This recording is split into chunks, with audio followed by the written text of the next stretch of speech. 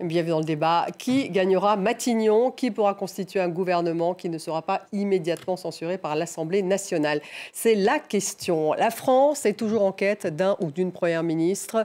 Emmanuel Macron a reçu des poids lourds de la politique. Ce matin, Bernard Cazeneuve, l'ancien ministre socialiste de François Hollande. Cet après-midi, Xavier Bertrand, président des Hauts-de-France. Deux noms qui circulent pour le poste de chef de gouvernement. Le président français s'est aussi entretenu avec les anciens présidents François Hollande et Nicolas Sarkozy. Le nom du président du Conseil économique, social et environnemental, Thierry Baudet, circule également dans l'hypothèse d'un profil moins politique. La nomination d'un Premier ministre est d'autant plus pressante qu'un budget doit être déposé au Parlement le 1er octobre. Des députés du RN et du PCF demandent l'ouverture d'une session extraordinaire au mois de septembre. Alors on va revenir sur l'hypothèse Bernard Cazeneuve, Xavier Bertrand. Les lignes ont-elles bougé à gauche et à droite? Quelles pourraient être les alternatives?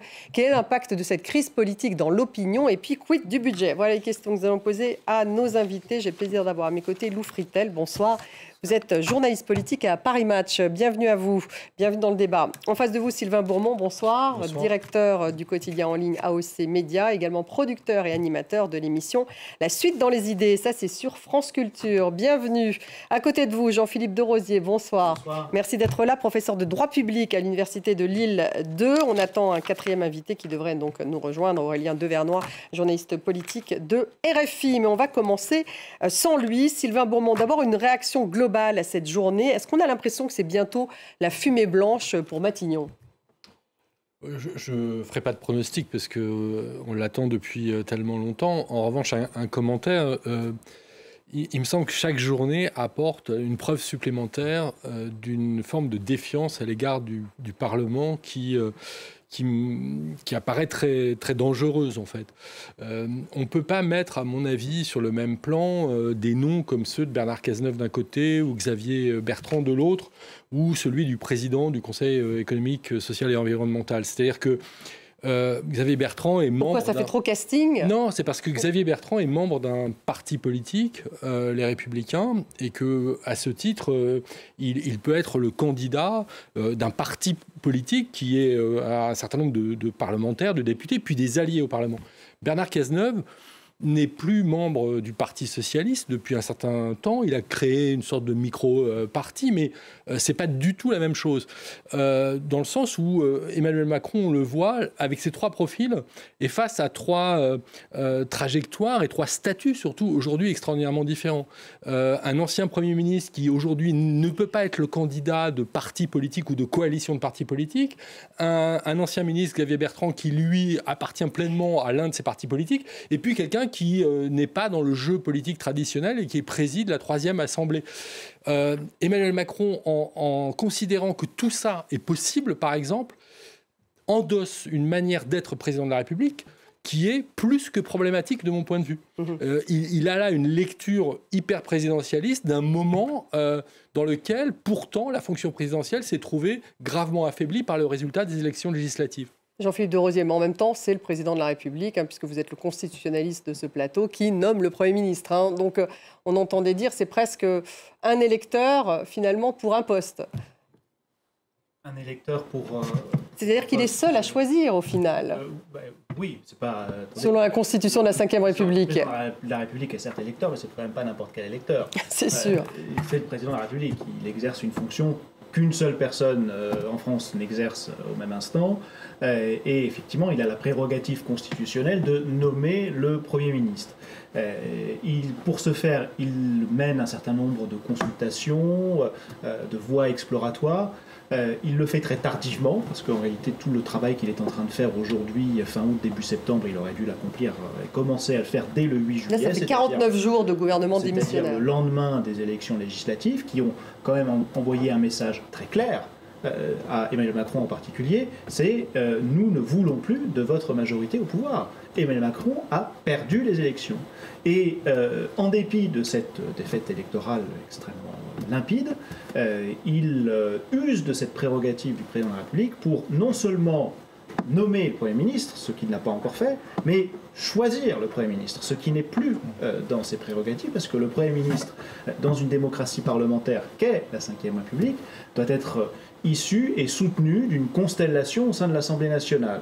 Alors, je ne suis pas en train du tout de dire qu'il faut impérativement un Premier ministre de gauche, ou un Premier ministre de droite, ou un Premier ministre de tel camp, mais c'est l'Assemblée nationale qui soutiendra ou non le gouvernement et le Premier ministre. Et dans la configuration où le président de la République a perdu les élections, il ne lui appartient plus de choisir. Il doit faire converger des majorités et des coalitions, mais il n'est plus aux commandes. Or, il agit comme s'il était encore aux commandes. Lou Fritel, en fait, ce qu'il faut, c'est effectivement être capable de nommer un Premier ministre et un gouvernement qui ne soit pas renversé à la seconde où il va se présenter devant l'Assemblée.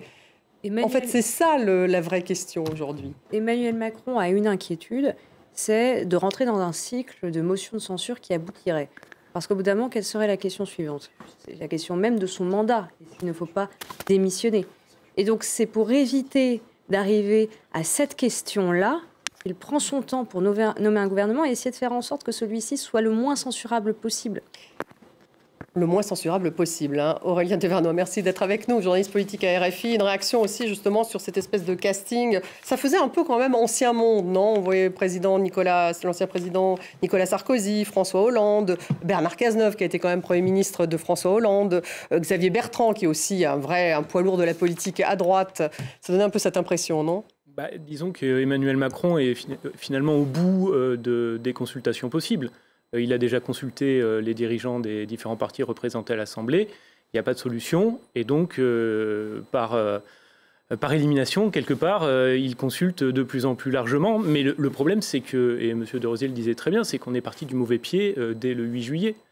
Plutôt que d'être dans une logique d'inclusion, parce que pour construire une coalition, il faut inclure différentes forces politiques, on est dès le départ parti dans une exclusion. C'est-à-dire que, par exemple, le camp d'Emmanuel Macron a dit « nous, on ne fera rien s'il y a des insoumis ».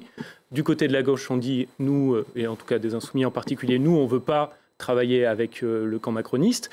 Donc à partir de ce moment-là, et en sachant qu'il y a 146 députés Rassemblement national, ça limite tout de suite les possibilités et donc la perspective d'une coalition ne peut pas se dessiner. Alors l'hypothèse Bernard Cazeneuve, on en a parlé beaucoup ce week-end. Il a vu donc Emmanuel Macron ce matin. Olivier Faure donc a réagi, on va l'écouter. Nous censurons toute forme de continuité avec le macronisme. Aujourd'hui, quelles sont les garanties pour Bernard Cazeneuve, si ce n'est d'être demain, en réalité, prisonnier par une majorité, une coalition, qui est la coalition Ensemble, celle d'Emmanuel Macron, qui veut le porter au gouvernement, alors même qu'il n'a pas obtenu le soutien, ni même cherché le soutien du Front populaire. Vous savez, Bernard Cazeneuve, il a un parti politique qui s'appelle la Convention. Et vous savez combien de députés il a à l'Assemblée nationale? 1.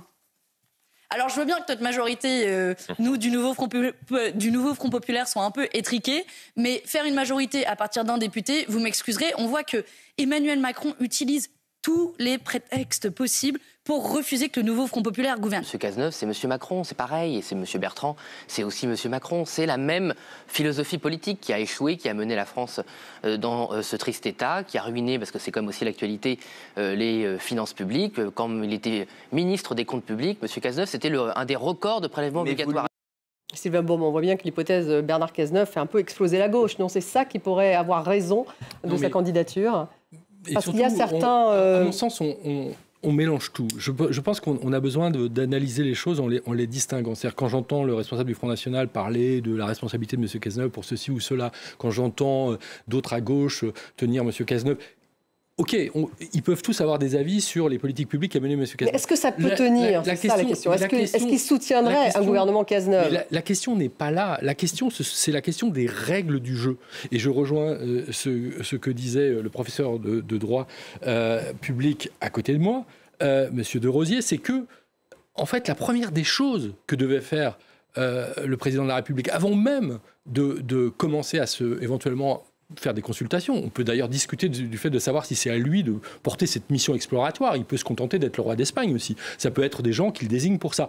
Eh bien, c'est de reconnaître sa défaite. Parce que là, ce qui se passe, c'est qu'on est dans une situation inédite sous la Ve République. Non seulement la majorité présidentielle ne coïncide pas avec la majorité parlementaire, mais il n'y a pas de fait majoritaire. C'est une première sous la Ve République depuis l'élection. Alors, quelle est la solution? La solution, c'est que M. Macron cesse d'imaginer et de rêver possible de nommer un Premier ministre pour lequel il a déjà choisi un directeur de cabinet, un Premier ministre auquel il va imposer le ministre de la Défense, le ministre des Affaires étrangères, le ministre de l'Économie et des Finances, le ministre de l'Intérieur, parce qu'il semble, c'est ce que dit le journal L'Opinion, que si Bernard Cazeneuve a refusé la proposition d'Emmanuel Macron, c'est parce que Emmanuel Macron voulait lui imposer la composition de son gouvernement. Donc il a refusé, a priori, c'est plutôt exclu. Il faut qu'Emmanuel Macron comprenne qu'il a perdu les élections législatives et qu'il en tire les conséquences du point de vue de la marge de manœuvre institutionnelle qui est désormais la sienne. C'est, en fait, qu'on soit de droite, de gauche, il faudrait qu'un minimum de gens dans ce pays, commentateurs, acteurs politiques, se mettent d'accord sur ces règles du jeu. Sinon, on en sortira. Donc ça veut dire quoi? Qu'on exclut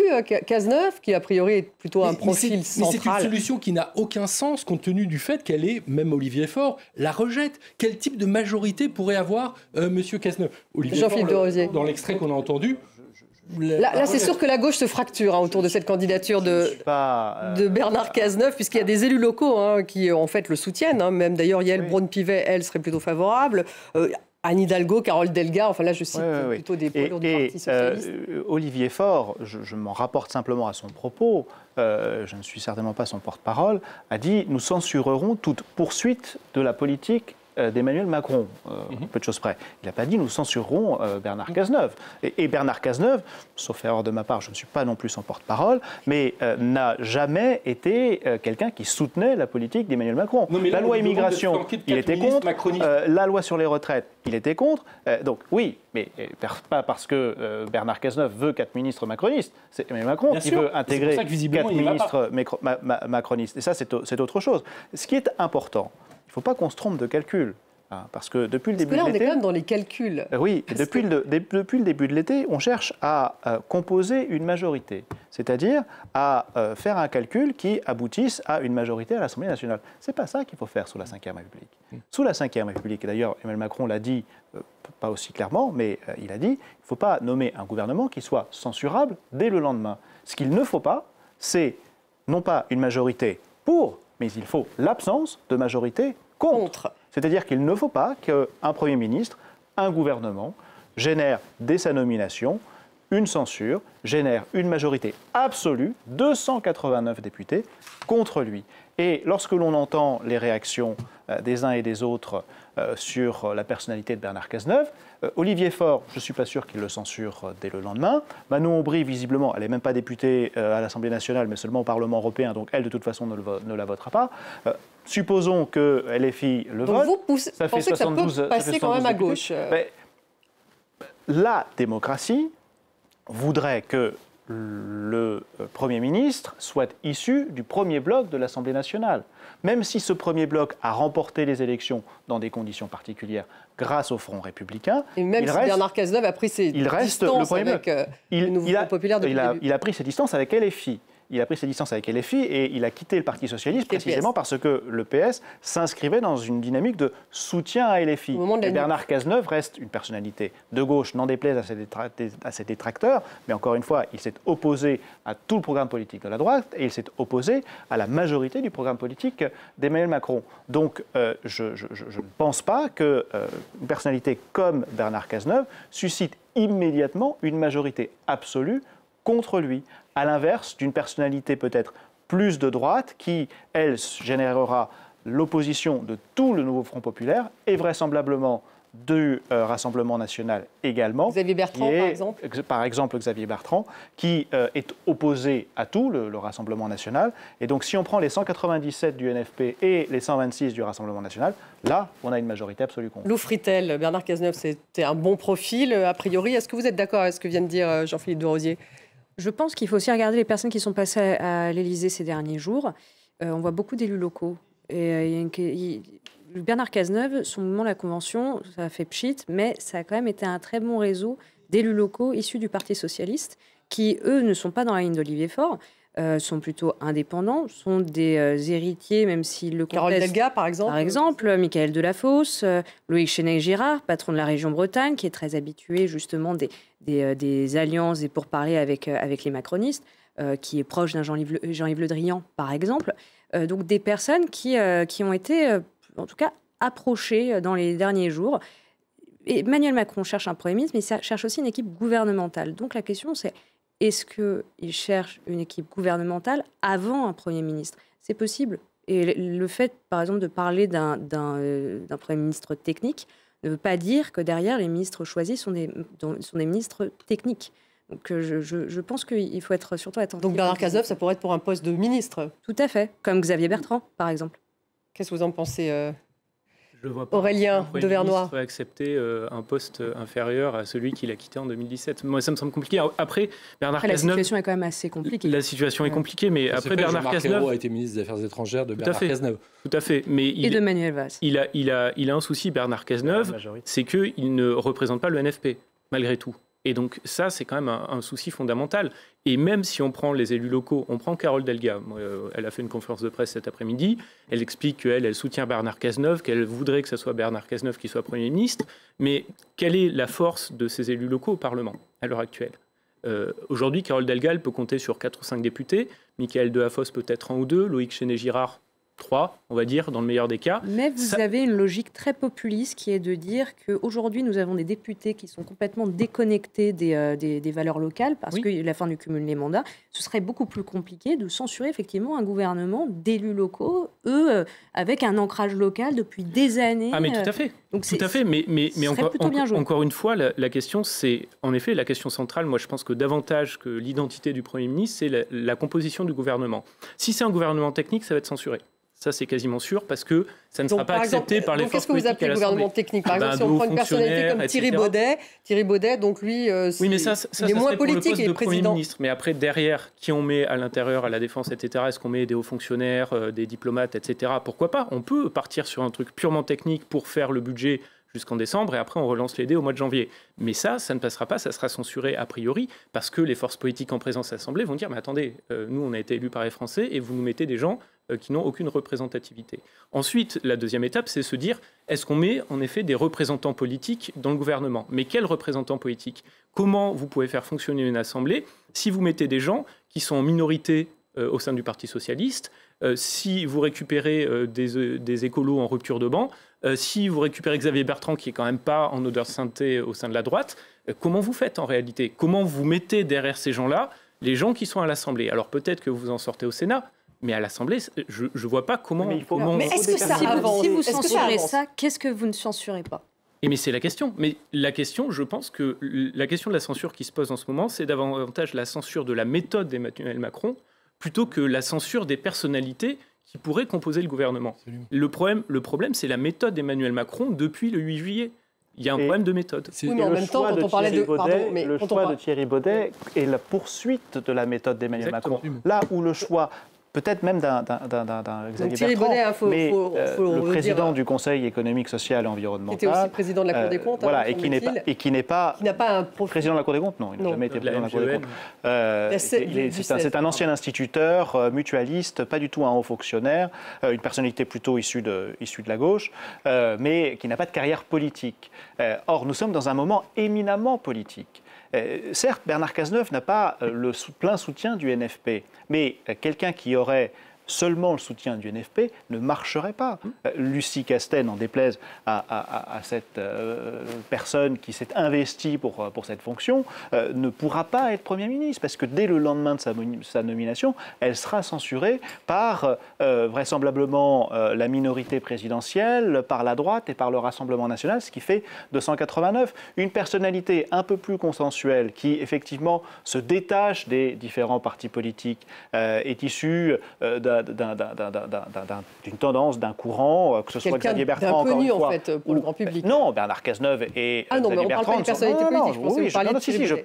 Je parle de personnalité politique. Il faut une personnalité politique parce que c'est un instant éminemment politique. Pour construire une majorité, pour construire des majorités de projets, pour construire une majorité sur un budget, il faut une personnalité politique. Et là encore, n'en déplaise au talent de Thierry Baudet qui exerce la présidence du CESE avec, encore une fois, beaucoup de compétences, je ne suis pas sûr que ce soit aujourd'hui, en tout cas, l'homme de la situation. Sylvain Bourmont, mais on revient toujours à cette possibilité de mettre en place un gouvernement donc plus politique, d'après ce que dit Jean-Philippe de Rosier, qui soit soutenu, enfin en tout cas qui ne soit pas censuré immédiatement par l'Assemblée nationale. Oui, mais encore une fois, et je suis pleinement d'accord, c'est la question des règles du jeu, ce que j'appelle les règles du jeu, que vous appelez la méthode d'Emmanuel Macron, qui est première, c'est-à-dire que et qui est grave au fond parce qu'elle emporte la façon dont ce régime politique continue d'évoluer. C'est-à-dire que, encore une fois, pour moi, c'est avant d'être une question de personne, de casting, c'est une question de qui sont ces gens, qu'est-ce qu'ils incarnent, est-ce qu'il s'agit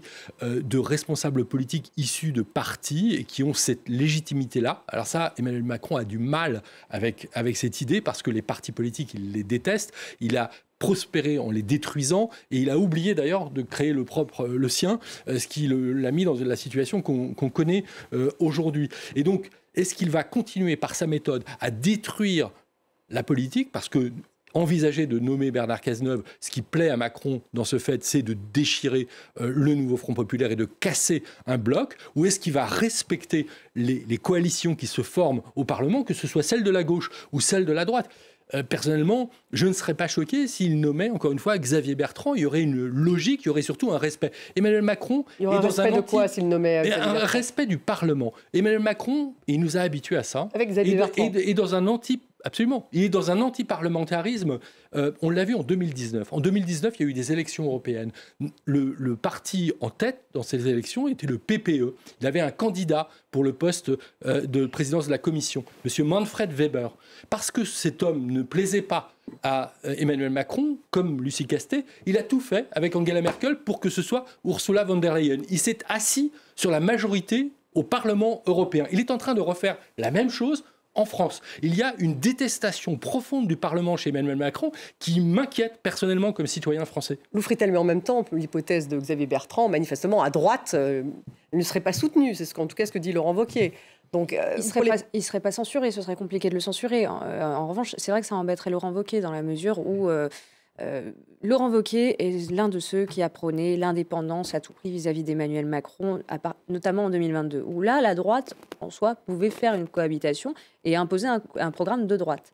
Certains imputent la dissolution à Laurent Wauquiez et à sa position intransigeante. Donc si c'est aujourd'hui pour changer de braquet, et avec en plus une difficulté pour son parti à être identifié comme un parti d'opposition, c'est compliqué. En revanche, il a voulu aussi garder ses élus au sein de son groupe. Et il risquait de perdre 15 élus après les législatives anticipées. Pourquoi? Parce qu'eux voulaient aller avec Emmanuel Macron ou chez Horizon et voulaient eux aussi avoir une part du gâteau, pratiquer le pouvoir, exercer le pouvoir.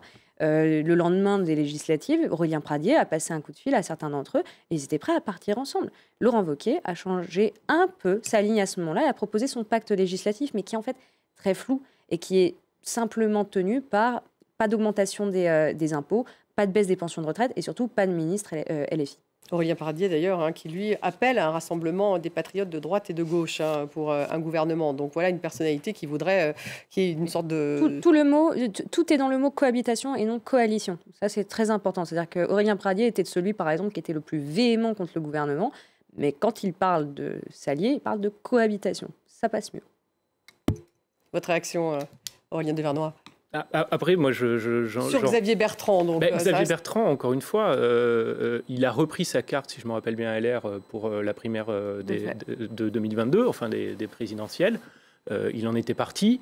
Ça me paraît compliqué de le considérer comme, on va dire, un point d'équilibre à droite aujourd'hui, sachant que la droite aujourd'hui au Parlement, c'est une partie du camp macroniste, Laurent Wauquiez et Éric Ciotti qui a décidé de faire alliance avec le Rassemblement national. Donc après, encore une fois, comment on fait pour essayer de trouver, en effet, si ce n'est une majorité au sein de l'Assemblée, en tout cas éviter une censure? Donc il y avait plusieurs solutions en réalité, et tout reposait sur ce que décidait Emmanuel Macron, puisque en réalité le point d'équilibre c'est lui. Si il dit écoutez, le NFP est arrivé en tête, on va leur laisser composer un gouvernement, essayer de trouver des majorités. Et lui, il aurait été censuré immédiatement par justement ceux qui ne parce qu'ils l'ont décidé. Parce qu'ils l'ont décidé, parce qu'ils ont dit LFI, c'est hors de question. Mais en réalité, il aurait pu dire voilà, faites vos preuves, et puis si ça ne fonctionne pas, vous êtes censuré, et puis tant pis, et on passe au second groupe, nous. Et à nous de prouver qu'on est capable de trouver des majorités. Et puis si nous, ça ne marche pas, on passe au troisième groupe, le Rassemblement national. Ça aurait été la méthode. Mais parce que c'était quand même l'objectif de base de la dissolution. C'était de donner les clés du camion au Rassemblement national pour prouver qu'il n'était pas capable d'exercer le pouvoir en France. Donc après, c'est ce qui se fait dans les démocraties parlementaires dans le reste de l'Europe, c'est-à-dire que On essaie avec le premier groupe, s'il arrive à trouver une coalition ou en tout cas un modus operandi, eh ben, ça marche. S'il n'y arrive pas, on passe au deuxième groupe, etc. On se retrouve avec une multiplicité de gouvernements qui sont renversés ensuite oui, mais l'Assemblée. est-ce que démocratiquement, c'est pas plus cohérent? C'est ça aussi la question. Regardez ce qui se passe en Espagne. Constitutionnaliste. Est-ce que c'est plus cohérent démocratiquement, finalement, d'avoir une succession de gouvernements qui sont renversés au moment où ils font leur discours de politique générale? Mais pas forcément. Non, c'est le discours de politique générale. En plus, il n'est pas obligatoire. Non, ce n'est pas. En plus, il n'est pas obligatoire. Mais d'ailleurs, il faudrait parler de cette session parlementaire. Ce n'est pas forcément plus cohérent. Encore une fois, la démarche d'Emmanuel Macron, menant des consultations pour voir qui serait en mesure de soutenir qui, ou en tout cas de ne pas censurer qui, est tout à fait appropriée. Mais elle arrive presque 2 mois trop tard. Et c'est là où il y a également, ça a suscité un agacement de la classe politique, de la crispation des uns et des autres, notamment du NFP qui s'est donc concentré sur une personnalité qui, encore une fois, aura toutes les peines du monde à composer un gouvernement et à ne pas être censuré. Donc, dans cette démarche-là, il me semble tout à fait judicieux qu'Emmanuel Macron dise non, Lucie Castet n'a pas les moyens de gouverner et d'être Premier ministre, parce qu'il est le gardien du fonctionnement régulier des pouvoirs publics. Et donc, s'il voit qu'il y a une personnalité qui s'expose immédiatement à une censure, il est tout à fait dans son rôle pour dire non, elle ne doit pas être nommée dans la configuration dans laquelle on est aujourd'hui. C'est-à-dire qu'il n'y a aucune majorité claire. Le NFP, qui est la première force, déjà, c'est 4 partis, et c'est 193 députés. C'est à peine 200 si on ajoute les quelques non-inscrits ou les quelques lyotes qui pourraient le rejoindre. Donc, il n'y a pas de majorité suffisante pour pouvoir construire un tel gouvernement. En revanche, qu'il aille chercher une personnalité comme Thierry Baudet, dont il va composer le cabinet en nommant son directeur de cabinet, dont il va composer le gouvernement en lui disant le ministre de l'Intérieur ce sera un tel, la ministre de la Culture ce sera une telle, le ministre de la Défense et des Affaires étrangères, ça c'est assez classique. Il y a généralement une concertation, même en période de cohabitation, entre le Premier ministre et le Président de la République. Mais là, on voit bien que Bernard Cazeneuve coche un certain nombre de cases pour pouvoir construire un gouvernement et ne pas s'exposer immédiatement à une censure, mais il va ennuyer substantiellement, et je reste poli, Emmanuel Macron. Là où Thierry Baudet a moins d'expérience politique, même s'il a beaucoup de talent, mais ne va pas ennuyer Emmanuel Macron. Moi, je ne suis pas d'accord avec Sylvain Bourmand. Le fait pour le président de la République de vouloir aller plus vite que la musique. Parce qu'à ce compte-là, on n'a qu'à regarder les résultats des sondages et dire on n'a pas besoin d'organiser d'élections, puisqu'on sait ce qui va se passer. Donc, non, c'est pas la même chose. Si, parce que là, en gros... Les élections, ce sont les électeurs qui votent. Les sondages, c'est des projections. Oui, mais là, on projette un vote à l'Assemblée nationale qui n'a pas eu lieu. Respecter la procédure parlementaire, c'est voir ce qui se passe, comme vous venez de le dire, c'est-à-dire essayer une solution. S'il y a censure, eh bien on se tourne vers une autre solution. C'est le respect des règles démocratiques. C'est pas au président de la République d'anticiper et de rester le maître des horloges et de je ne sais quoi, en décidant par avance, en anticipant absolument tout ce qui peut se passer au Parlement. C'est au Parlement de décider pour lui-même. Et ça, Emmanuel Macron a beaucoup de mal avec cette idée. Et en plus, pardon. Je vous donne la parole ensuite. Juste une chose, je suis d'accord que la méthode est dérangeante. Toutefois, il n'est inscrit nulle part ces règles démocratiques dont vous parlez. Mais ce sont des usages républicains qu'on trouve dans toutes les démocraties parlementaires des pays autour de nous. Prenez la lettre de notre Constitution. Il n'y a marqué nulle part que l'on doit nommer le patron. Et en Angleterre, qu'est-ce qu'il y a écrit dans la Constitution anglaise? Est-ce que nous sommes anglais? Qu'est-ce qu'il y a écrit dans la Constitution anglaise? Il n'y a rien d'écrit parce qu'elle n'est pas écrite. Donc, elle marche avec des...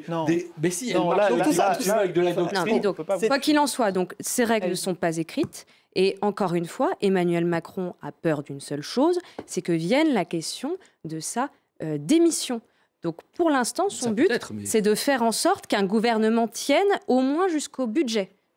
Alors le budget, justement, ce serait le 1er octobre. Hein. Vous vouliez réagir sur ce qui a été dit précédemment c'est tout de même une échéance importante. La balance des risques, moi j'ai du mal à comprendre la balance des risques d'Emmanuel Macron. En fait, c'est ça, moi, qui me trouble, là, je le reconnais. Hein, j'ai du mal à comprendre la psyché d'Emmanuel Macron, parce que quelque part, on a compris qu'il ne tenait pas en très haute estime les partis politiques. Mais est-ce que pour lui, ça ne serait pas un meilleur calcul de prouver par l'incapacité de ces partis à créer quelque chose au Parlement leur enfantillage et leur incapacité d'être responsable politiquement et de dire regardez, moi je suis le président et dans ce cas-là je vais remettre les 2 pieds dans l'arène et je vais remettre de l'ordre, plutôt que de dire dès le départ, de toute façon, vous êtes des gamins, vous êtes incapable de vous entendre, je suis le seul à pouvoir faire ça. Moi j'ai l'impression que, et même au niveau des électeurs, parce que quelque part, c'est dire aux électeurs, vos choix, ils étaient de toute façon pas cohérents. Regardez, vous avez fait en sorte que personne ne gagne, donc le seul qui gagne, finalement, c'est moi.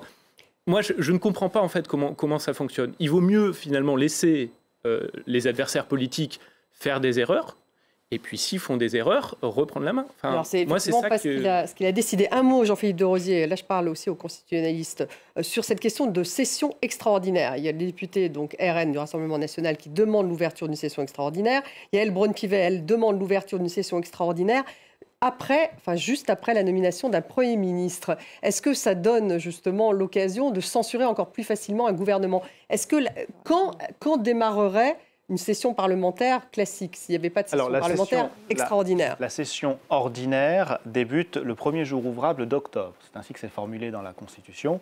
Et c'est pour dire que c'est le premier jour d'octobre, sauf si c'est un dimanche, auquel cas c'est le lundi qui suit, le 2 octobre. Et là, cette année, le 1er octobre est un mardi, et donc ça s'ouvrira le 1er octobre. Donc au moment où le budget doit être déposé à l'Assemblée. C'est concomitant, voilà, exactement. Vous parliez du budget tout à l'heure, avec le dépôt du projet de loi de finances, puisque celui-ci doit être déposé au plus tard, le premier mardi d'octobre. Comme là, c'est le 1er octobre, c'est mardi 1er octobre. Le PLF, le projet de loi de finances, doit être déposé le mardi 1er octobre. Donc avancer une session parlementaire, en faire une session extraordinaire, est-ce que c'est intelligent, intéressant? Alors, la session extraordinaire est devenue ordinairement extraordinaire, car elle avait jusqu'à ces derniers temps lieu quasiment chaque année, à la fois en juillet, puisque la session ordinaire se termine le 30 juin. Donc généralement, on avait une session extraordinaire en juillet, et on en avait une, voire deux, au mois de septembre, pour justement commencer à travailler sur les textes de l'automne.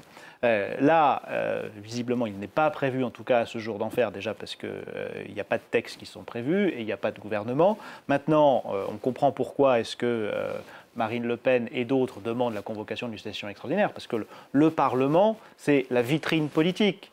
Aujourd'hui, il commence à y avoir un petit peu de contestation et une rentrée politique, puisque c'est la rentrée des classes et le mois de septembre qui commence. Mais tant qu'il n'y a pas de tribune officielle de députés pour interpeller des ministres, etc., eh bien, ça devient, c'est beaucoup plus difficile que s'il y avait effectivement une session à l'Assemblée nationale. Donc c'est pour ça qu'elle demande ça, potentiellement pour pouvoir déposer non pas une motion de censure, en tout cas en l'état actuel, puisqu'on ne peut pas censurer un gouvernement démissionnaire, mais sa proposition de résolution, enfin non, ça c'est la France Insoumise qui veut déposer une proposition de résolution sur la destitution.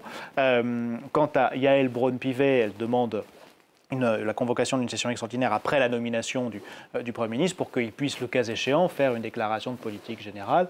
Mais là, entre guillemets, la question se posera moins, parce que s'il veut faire une déclaration de politique générale, d'une part, c'est sa seule prérogative, personne ne peut l'y contraindre, et d'autre part, le Premier ministre peut demander la convocation d'une session extraordinaire. Mais il y a quand même une course contre la montre, avec cette obligation budgétaire, avec ce budget qui doit être déposé à l'Assemblée le 1er octobre. Oui, bien sûr, mais il y a surtout, il ne faut pas l'oublier, il y a eu des élections législative.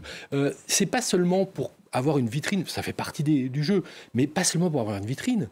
On est dans un régime bizarre où il y a deux circuits électoraux de légitimité nationaux, l'élection présidentielle et les élections législatives. L'élection législative a élu 577 personnes qui sont dépositaires aujourd'hui d'une légitimité politique considérable. Depuis qu'ils ont été élus, ils n'ont rien fait si ce n'est voter pour l'organisation de leur bureau, etc. Et pendant ce temps-là, on voit un gouvernement soi-disant chargé des affaires courantes qui continue de prendre des décisions, qui cadre le budget, etc. Or, qui incarne la fraîcheur de la légitimité politique dans ce pays? Pour qui les électeurs français ont-ils voté?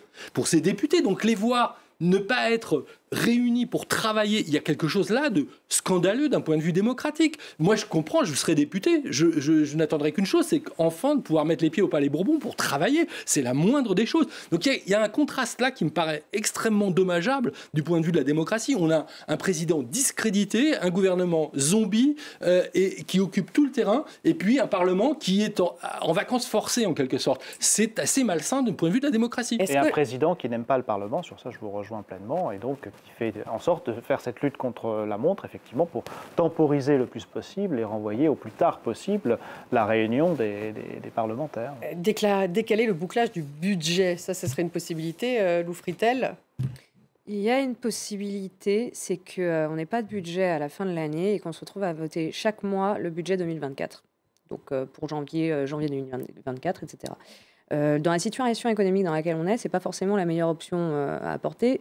En même temps, la crise politique dans laquelle on s'engouffre pour l'année à venir, avec une dissolution sans doute à la fin de la session, au 1er juin 2025, fait que ce sera peut-être pas finalement le premier sujet qui viendra sur la table. Le budget ? Oui, là on en parle énormément, mais au bout d'un moment, si on se retrouve à avoir des députés qui se déchirent avec des gouvernements qui tombent à la suite, ce sera peut-être pas le premier sujet. Quel sera le premier sujet ? Réussir à tenir jusqu'à ce qu'on puisse dissoudre à nouveau.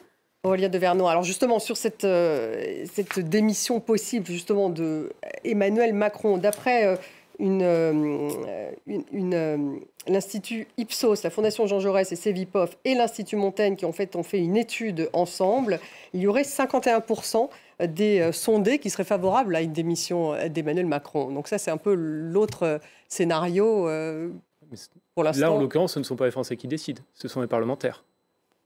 Ou Emmanuel Macron. Ou Emmanuel Le Macron. Sénat n'acceptera jamais, donc forcément. Voilà, donc là, en fait, la destitution, c'est du fantasme. Voilà, ça ne va pas se mettre en place. Mais après, où il y a des vraies craintes et une vraie défiance, notamment à gauche, c'est sur ce qui va se passer si, par exemple, un Premier ministre est nommé demain, forme son gouvernement d'ici à la fin de la semaine, et ce qui se passe entre la nomination de ce gouvernement et l'ouverture de la session parlementaire. Et d'ailleurs, les Insoumis qu'est-ce qui peut se passer le craignent d'autant plus que eux, c'est ce qu'ils avaient prévu de faire en cas de nomination d'un gouvernement du NFP. Ils avaient prévu de passer un maximum de choses par décret en attendant de se faire renverser.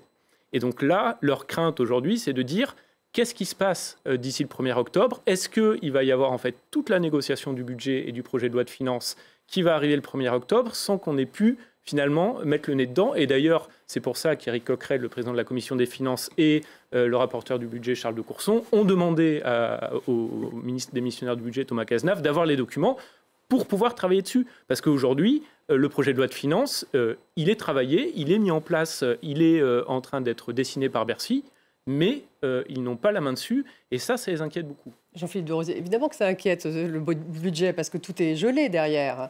Est-ce qu'effectivement, le gouvernement, est-ce qu'il pourrait être remis à plus tard, ce budget ? La Constitution pose un cadre, impose des délais et des voies de secours, si j'ose dire. Il y a une première voie de secours, c'est si le Parlement, donc les deux assemblées, ne se prononce pas sur une loi de finances dans le délai qui est imparti pour examiner le budget et l'adopter, c'est-à-dire 70 jours.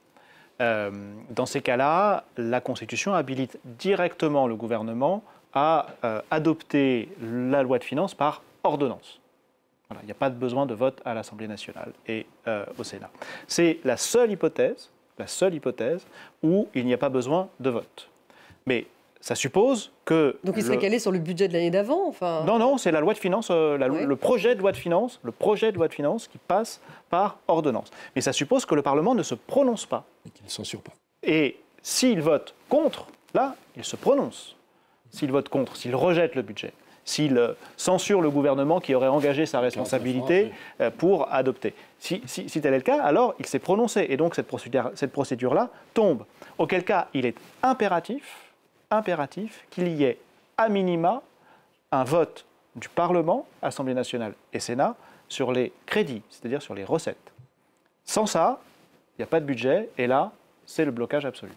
Bon, pour terminer cette émission, Sylvain Bourbon, est-ce qu'on a avancé là ? Est-ce qu'on a avancé aujourd'hui ? Est-ce que normalement, on dit d'ici avant mercredi, il y aura un nouveau chef de gouvernement ? On y croit ? On n'y croit pas ? Ça va durer ? De ce point de vue-là, je ne sais pas, j'en sais rien. C'est vrai que ce travail aurait dû être engagé au lendemain de l'élection, mais qu'on reste bloqué dans une méthode qui n'est pas adaptée. C'est surtout ça que je trouve inquiétant. Emmanuel Macron n'a toujours pas reconnu sa défaite, et donc c'est pour ça qu'il ne se comporte pas de la manière dont il devrait se comporter. Ça, on n'a pas avancé de ce point de vue-là, pas du tout. Vous êtes d'accord, Lou Fritel ? 49 jours, c'est ça, de gouvernement démissionnaire ? Ce qui est intéressant, c'est que juste après la dissolution, Emmanuel Macron et Alexis Collère pensent qu'avec la lettre qui est faite par Emmanuel Macron, les Français, le pensent vraiment, vont se rallier à ce qu'ils pensent, c'est-à-dire une solution au centre. Le grand dépassement qu'il a finalement toujours essayé de prôner depuis 2017, et ils le pensent très sincèrement. Et à ce moment-là, ils savent pertinemment qu'ils ne n'auront personne avant la fin août. Donc il ne se presse absolument pas dans les tractations qu'on vit aujourd'hui.